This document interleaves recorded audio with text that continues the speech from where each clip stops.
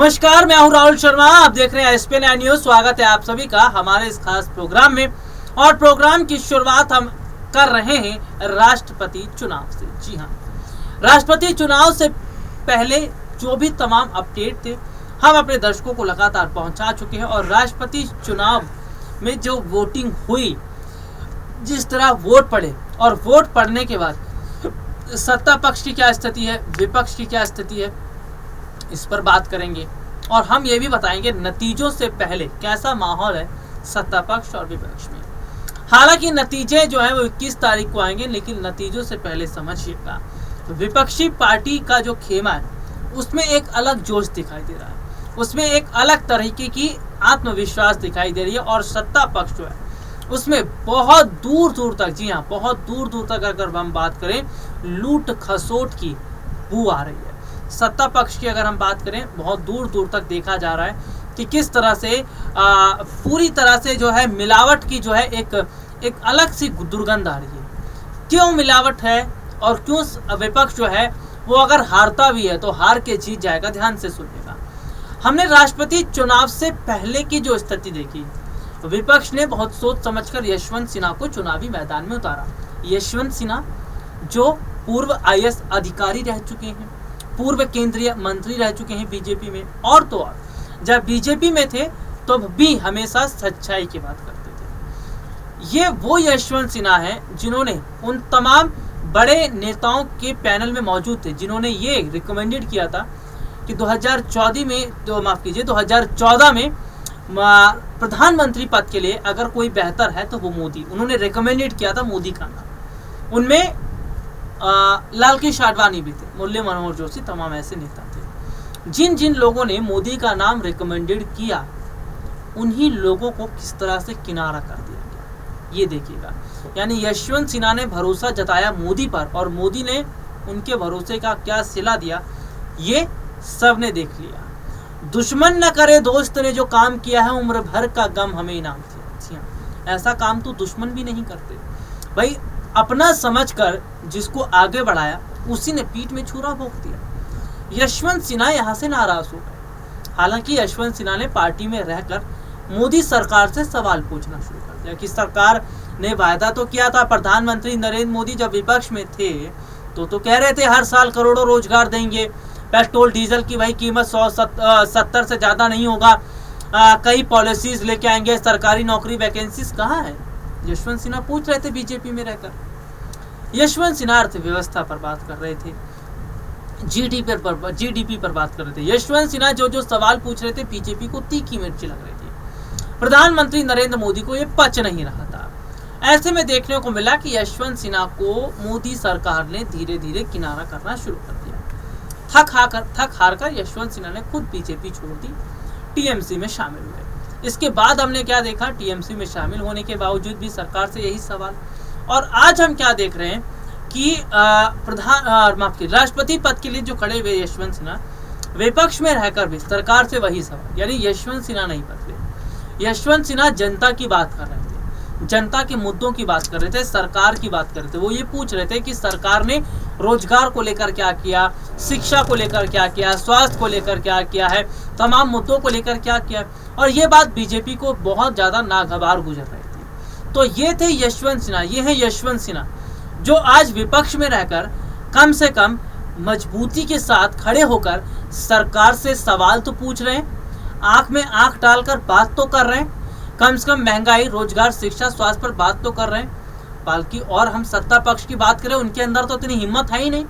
स्मृति ईरानी 2014 से पहले क्या थी, सड़कों पर गैस सिलेंडर लेकर घूमना फिरना, पोस्टर बैनर के जरिए महंगाई, हाई पेट्रोल डीजल, हाई बेरोजगारी। आज नहीं है, आज तो दिखाई नहीं देती स्मृति ईरानी। तो आप ये समझिएगा कि सत्ता की मलाई खाने वाले ये मलाई खोर किस तरह से आज सत्ता में बैठकर बहुत ज्यादा मलाई खा रहे हैं। लेकिन कम से कम विपक्ष में रहकर यशवंत सिन्हा अपनी बात तो रख रहे हैं। यशवंत सिन्हा ने कम से कम सरकार से सवाल तो पूछा है। और सीधे सीधे तौर पर समझिएगा कि यशवंत सिन्हा जैसे कैंडिडेट को झुकाने के लिए, उनको तोड़ने के लिए, कमजोर करने के लिए विपक्ष को तोड़ने का काम किया। तो यहाँ पर हम देख रहे हैं कि विपक्ष एकजुट खड़ा हुआ यशवंत सिन्हा के साथ। यशवंत सिन्हा जब नॉमिनेशन फाइल करने गए थे विपक्ष मजबूत था, एकजुट खड़ा था। और हमने देखा कि सत्ता पक्ष यही देखकर तो डर गया।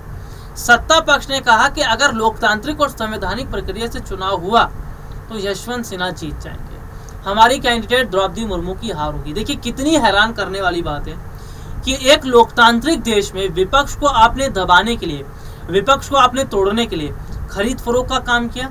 क्रॉस वोटिंग हुई है, कांग्रेस के कई जो बड़े लीडर्स थे उन्होंने क्रॉस वोटिंग कर दी। और ये हम देख रहे हैं कि क्रॉस वोटिंग का मतलब किसको नुकसान किसको फायदा, समझिएगा। इसके अलावा हम देख रहे हैं कि आपने ममता बनर्जी को डरा दिया, ईडी एनसीबी का डर आपने दिखा दिया, शिवसेना सांसदों को दिखा दिया।